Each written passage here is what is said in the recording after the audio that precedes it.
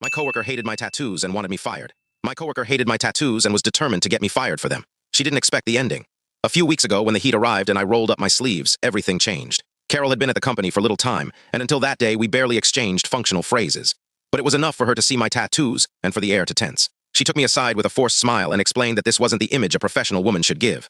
I responded calmly. There were no rules against that. She nodded but still continued. At first, her comments were loose, like she was talking to herself. I would never tattoo my skin. Back then, people respected each other more. When I stopped responding to her, she started seeking an audience. She went with other colleagues, came back with distorted stories, as if I was challenging an authority that didn't exist. I ignored her since we didn't work together, and honestly, it wasn't worth spending energy on. But Carol wasn't looking for dialogue. She was looking for something else. The tension grew exactly when we were told we'd go to an external installation. It would be hot, limited space, light clothing. The inevitable happened. When we met during the break, Carol looked at me as if confirming a theory. This is a disrespect. She said it without disguising. You're not in your workshop here. You're representing the company. Are you really going to show up like this? She said, raising her voice in front of everyone while grabbing my forearm. This is someone else's workplace. I calmly released her hand, looked around, and no one seemed surprised, only uncomfortable. Jane, one of the owners, was already walking toward us with that expression of, what happened now?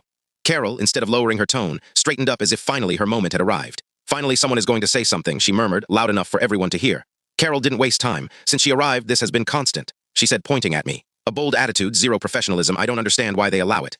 Jane listened without interrupting. Then she looked at me. Is there something you want to say? No, I replied. We've already talked about this before. That seemed to anger Carol. Do you even care? Why did they hire you? Why do they tolerate you? Jane didn't raise her voice. I hired her for her skills, she said, not for her skin. The silence was immediate. Carol froze as if someone had taken the script from her hands. That's very unprofessional of you, she replied, now pointing at Jane. I have a reputation to protect. Carol was reassigned to Jane's team, and we all continued working. From the outside, it seemed the problem was under control, that it was just an intense colleague who had gone too far and had been put in her place. An hour later, Joe, the other owner, appeared with the company car and the HR manager on his day off. They took Carol back to the workshop. No one said anything, but the atmosphere was heavy. What happened on the way I didn't see, but I heard the end. Carol got out of the car, said she couldn't keep working in such an unprofessional place, that she took her image seriously, got into her own car, and left. Dramatic, convinced she was leaving with her dignity intact.